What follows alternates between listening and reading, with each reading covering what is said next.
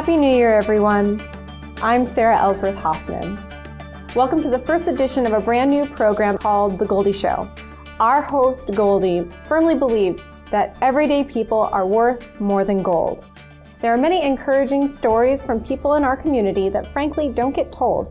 We want The Goldie Show to be a place that will showcase stories of good people and organizations who are making a difference in our community in a positive way. We hope that this show will encourage, inspire, and motivate you. We will bring you guests from all walks of life, and as you watch The Goldie Show, we hope that you can connect and learn from our guests. Our first guest is Dr. Fauzia Alkhairy, who started her path to becoming a doctor at the age of 35, after raising 3 daughters. She's an entrepreneur at heart, and this episode covers her story from hospitals to hospitality and other adventures in between. Dr. Alkhairy founded a medical college in Africa so that the students in that part of the world would have a chance to have an American medical education.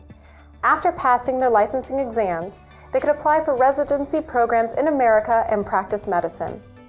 The school had students from 22 different countries.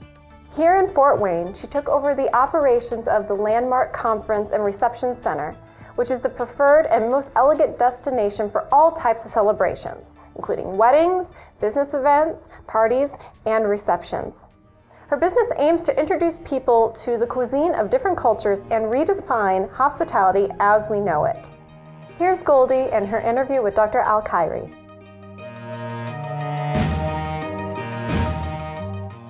Hi, welcome to Goldie Show. I have Miss Fauzia here, whose parents are from India originally, and you were born in Saudi Arabia. Yes. Tell me something about your educational background and how you came about coming to United States. Okay.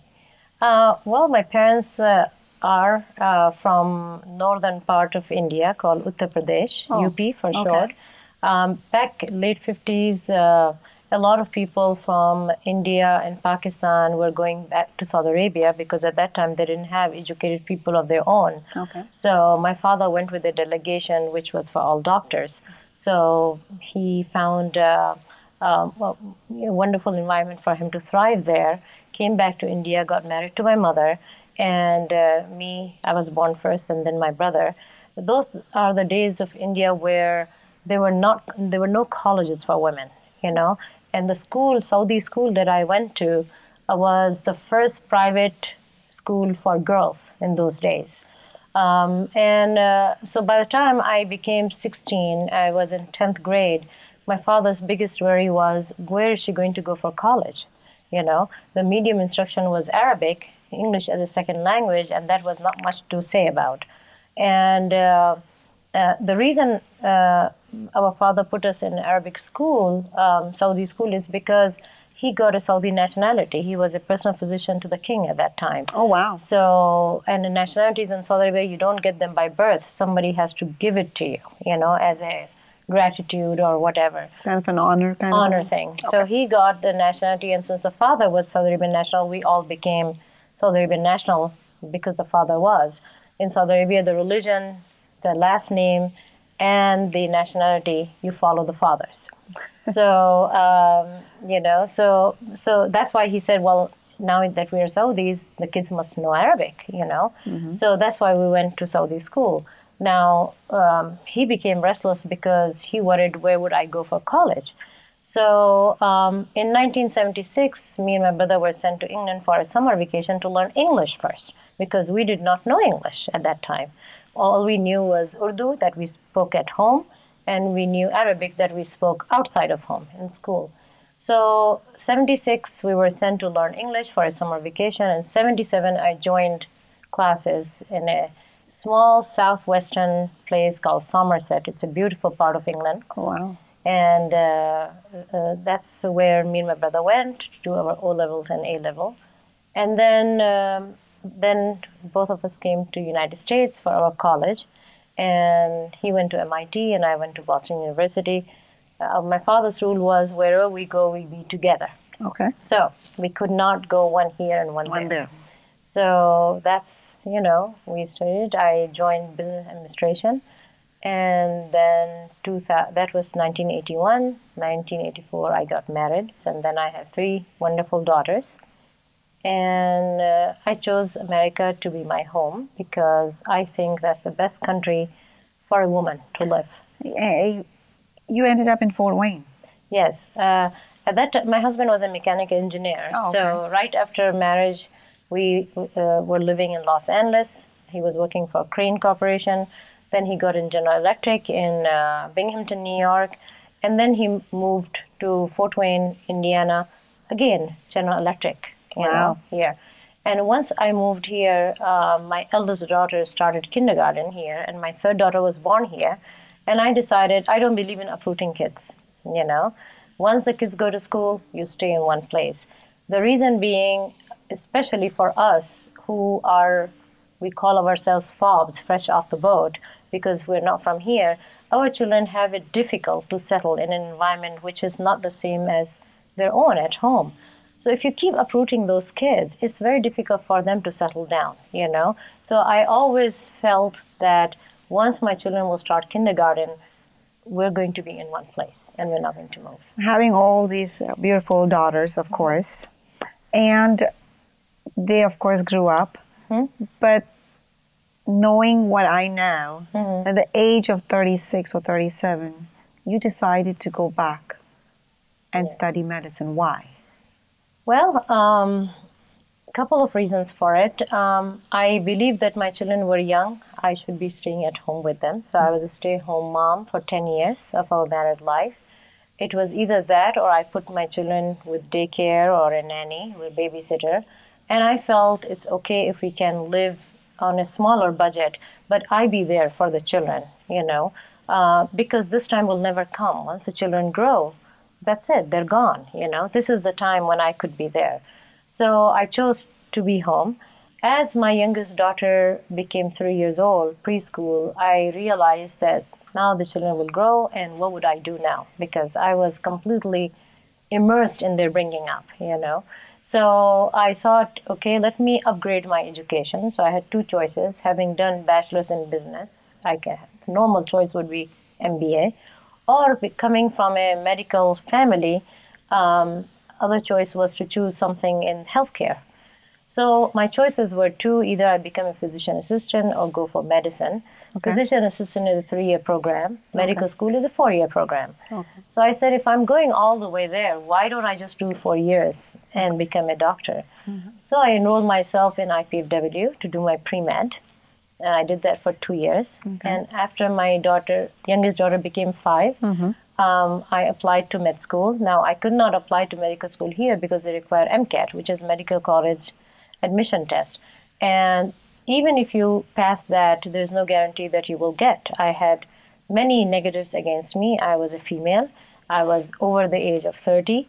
And I was a minority female. I was a brown person. So you had a lot of challenges, ups and downs. Right. And I had 3 children, that I cannot waste time trying to that exam again and again, because I wanted to be able to settle when my eldest daughter hits high school, And right now they were in middle school.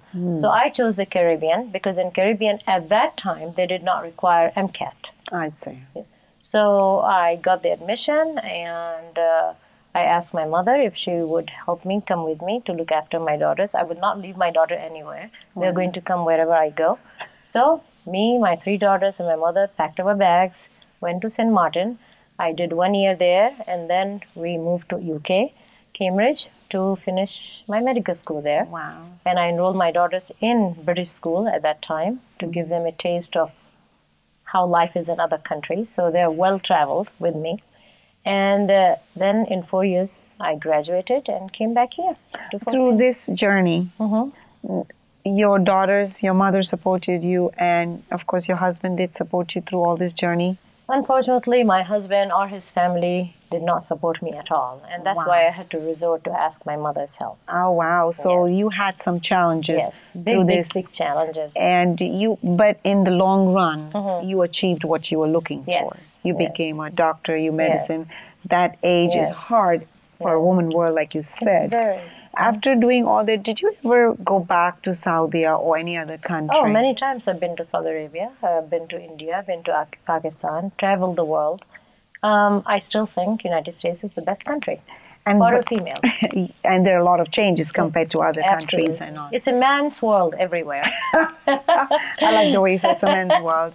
But that's good. I assume you speak a lot other different languages too? Yes, I know Urdu, Hindi, Arabic, and English. Wow, you know a lot of languages. With all this knowledge and medicine and everything, you are a businesswoman too. Yes. In 2002, in 2000, an opportunity came to me to start a medical school in Seychelles. Seychelles is an island east of Kenya in Indian Ocean. Okay. I knew nothing about starting a university. I had no idea how to start a medical school. But I took that challenge. At that time, I was really torn between two sides because I finished medical school and I did all that because I wanted to practice medicine. And I knew if I go into academics, I will not have the time to do the clinical work. So I asked my mother, what shall I do? And my mother said, anybody can go and practice medicine, but how many people end up founding a medical school, So why don't you give that a try? You give the opportunity. Now, at the same time, I have 3 daughters, and I believe that for parents, they have to be role models for their children. You cannot ask your child to do something. You have to show them. So if I want my children to excel in life, I need to first raise the bar for them, So I thought by doing all these things, automatically there will be an environment which demands excellence, and then when they grow up, they will settle for nothing else. So you set the bar really high. Very high, exactly. So, and I took them everywhere with me, wherever I went. So I started medical school. It did very well, and I consoled myself that even though I'm not practicing medicine, there are many graduates coming out of the medical school who will be practicing medicine. You have business in United States also? Yes. I started then a company called American Institute of Medicine in 2002. And what that company does is the continuing medical education. We're accredited by American Academy of Continuing Medical Education. So we are doing continuing medical education for medical professionals all over the world because it's online. That's fantastic. Yeah. And you have other business, the Landmark, which Yes. In 2010, we bought Landmark, and it was a banquet and conference center. Wonderful. I have, I think, 2 passions. One are hospitals, and the other is hospitality. H&H. H&H. So I thought, this is something that I would like to do, I love entertaining people, and that'd be a wonderful place to have people come and conferences, seminars, educational things, entertainment, all of Weddings. that. Weddings, absolutely. And Eid, of course. Yes.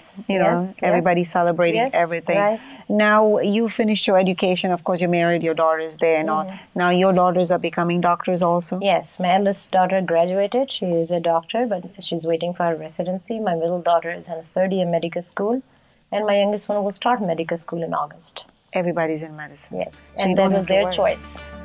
You don't have to worry about having a doctor in family, right? No. I hope you're enjoying Goldie's interview with Dr. Fauzia Alkhairy. In case you just tuned in, I'm Sarah Ellsworth Hoffman, and you're watching the first episode of a brand new program called The Goldie Show. This half-hour show features our host, Goldie, interviewing folks from different walks of life who are making a positive difference in our community. You can see The Goldie Show every Thursday afternoon at 1 o'clock. You can find us on Facebook, Twitter, YouTube, and also on our website, goldieshow.com. Now let's go back to The Goldie Show, where Dr. Fauzia Alkhairy rejoins us to talk about women becoming empowered. Goldie also asked her about her future plans and how to keep women moving forward.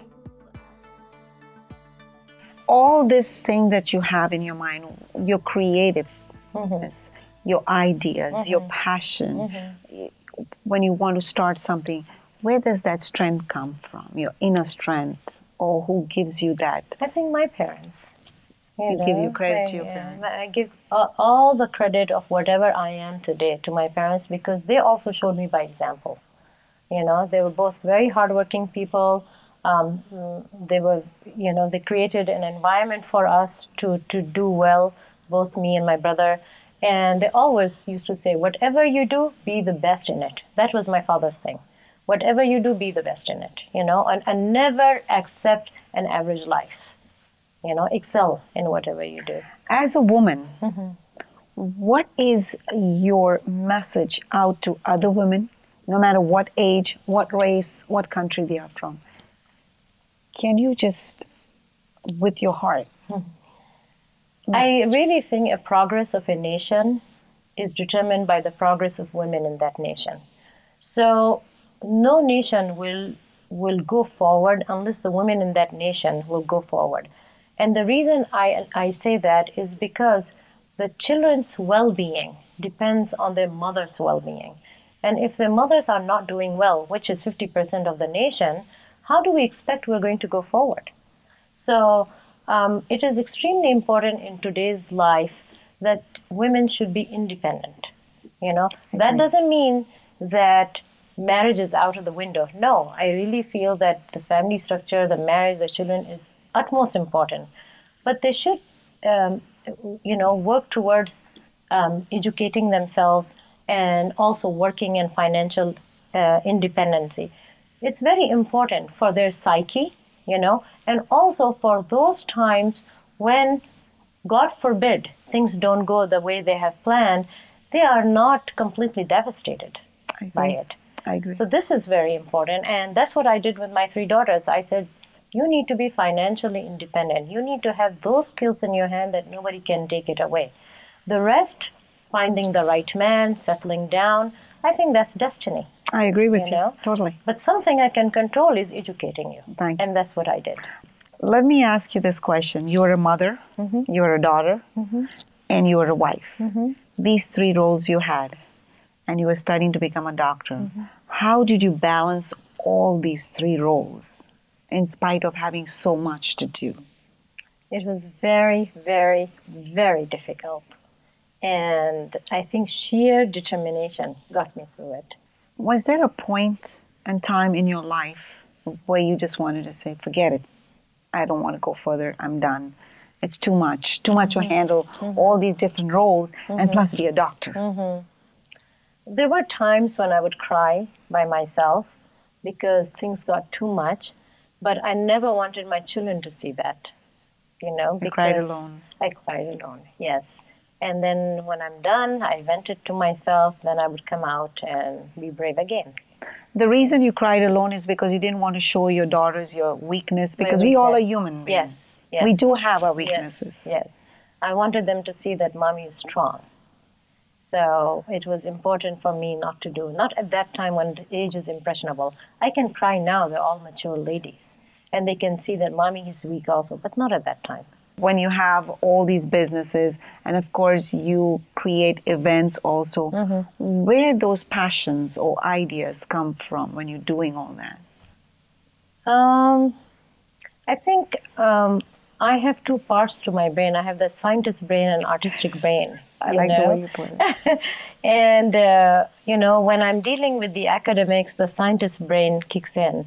But then there's a creative part to me also, which loves hospitality, interior design, designing, and all of that. So, but that's my hobby, So when I get a chance, I think I got the scientist part from my father and the artistic part from my mother. Now, the women from, our world, we come from different worlds, of course, different part of it. Coming over here, the standard of living, is it different compared to, Oh, absolutely, completely different. Here, the women can do, if they want to, they can be anything they want.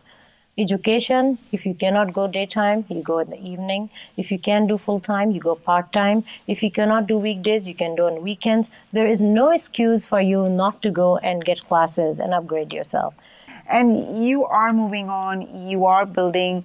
What is your future plan as a woman? Yeah, I would like to do more in the healthcare field. My passion is to raise awareness regarding women health causes because it directly affects their children. Also women's education and and bridging the cultural gap in this country. Once we all come here, we are all Americans. And there's no reason to say you're this and you're that. I think we need to bridge those gaps. And I love to travel, and I love meeting people from different cultures because I like to learn, and at the end of the day, we're all humans. We're all humans, I agree with you. So that is something I would love to get involved. I also starting the first private culinary school in Fort Wayne, which will cater to the whole Midwest area. Wonderful. So students, because right now if the students want to get culinary education, they either go to East Coast or West Coast, California or New York. There's nothing for Midwest. So if Midwest students need to go, they look into Indianapolis or Chicago, but there's not much there. And if they have to go to California or New York, it's room and board, expensive. I understand. So that's what I wanted to do.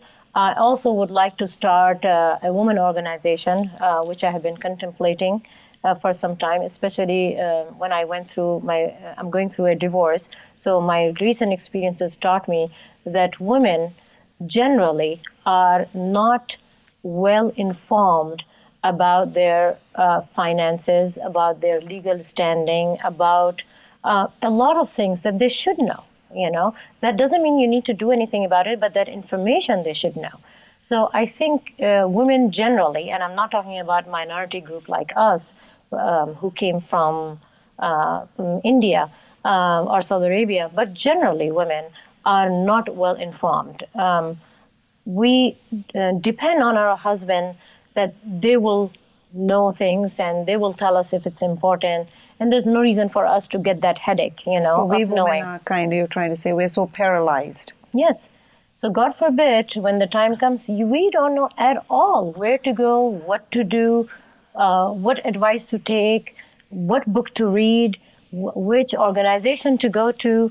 So I think it's very important the women to be informed. Having said that, I don't want at all people to think that I'm here trying to encourage women, to get divorced or at all. I'm absolutely against divorces, because I think that breaks a family and it affects the children in a very bad way. Especially if they're small children. Especially if they're small children. I was lucky. My daughters are all grown up, mature, and they had left home. So it's a very traumatic thing for everybody, especially the children. But if you have to go through that, you need to be equipped with the proper knowledge. I agree with so that you can move forward. And not feel helpless. And not feel helpless. First of all, I'd like to define what weakness means and what strength means. Okay? To me, strength does not mean being a bra-burning feminist. Okay? People mix these things together. I think a woman should always be feminine, should always be a lady, no matter what. Yes. The strength comes from within. And that comes because you know and you have the confidence that if something goes wrong, you are in control. That's where the strength comes from. You're not helpless. And if the women are strong, the children are strong, So it's very important that we do all kinds of work for women. One of them that I'm starting the organization to empower women with knowledge and education. That's the important part. Once a woman is imparted with information and knowledge, she will not feel helpless. So also I would like to start a trust for helping women to educate themselves. Those women who cannot afford to, maybe we can help them to get their basic degrees so they can earn. Another project that I'm working on, that's pediatric obesity. Oh, wow. Indiana being the fattest state in the United States. And there's not much being done in Indiana regarding pediatric obesity. And a lot of children obviously develop complications and all that. So one of the things that I was going to do through my culinary school is to teach children and parents how to make simple health food for children. So this way their health is taken care of and we can fight this obesity. And that's something I would like the higher officials to deal with, because this comes under the healthcare and the cost it will incur in the long term if we don't take care of this problem. So schools also need to watch out. Absolutely. Have right food for exercise is important. Yes. Monitoring what you're eating. You're right. healthy the children. food and not going out and buying certain, oh, this pill will help me lose weight or this will help me There do is that. no quick solution to losing weight. We all know that. It I know requires 80% is diet, 20% is exercise. I agree. And for children, we must watch that, because again, if we want the nation to progress educationally, the children have to have healthy mind. Healthy mind comes in healthy bodies, and for that, nutrition is important. So I think we need to educate. I'm going to start my little thing from Fort Wayne and to the state of Indiana, because Indiana is one of the worst states when it comes to food. Wow. We're a steak and potato nation. I like the way you say steak. So not only the school have to get involved, parents have to get involved. So often, we prepare quick lunches for the children because easy and accessible, but then we don't look at the nutritional value of it. So I would love to have classes for the children and to parents to teach them. Now, do you plan to go further, study any more, educational wise? I like the way you take You my never word. know. I don't believe in retirement. You just stole the thunder, because I always tell, everybody, you never know. Never know. We've spoken a lot, Fauzia. You've inspired me. I'm pretty much sure you've inspired the audience outside, and they have known about you now. That's such a powerful woman over there. And I really thank you for your time. It's an honor to sit in front of a woman who has done so much, not only educational-wise, business, mother, daughter, everything. And I really thank you for giving me your time. Is there anything else you want to say? Reach for the stars, because even if you miss it, you're still going to land somewhere among the stars. I do thank you, Dr. Fauzia Alkhairy. Thank you. It was a pleasure. Thank you. Good office. Thanks to Dr. Fauzia Alkhairy for being today's guest. You won't want to miss next week's show, when Goldie will interview Mohammed Tanzil and Lori Ann Rahman to discuss their interracial marriage, its challenges, and how to overcome those challenges through commentary of the story of their lives. Check out The Goldie Show every Thursday afternoon at 1 o'clock.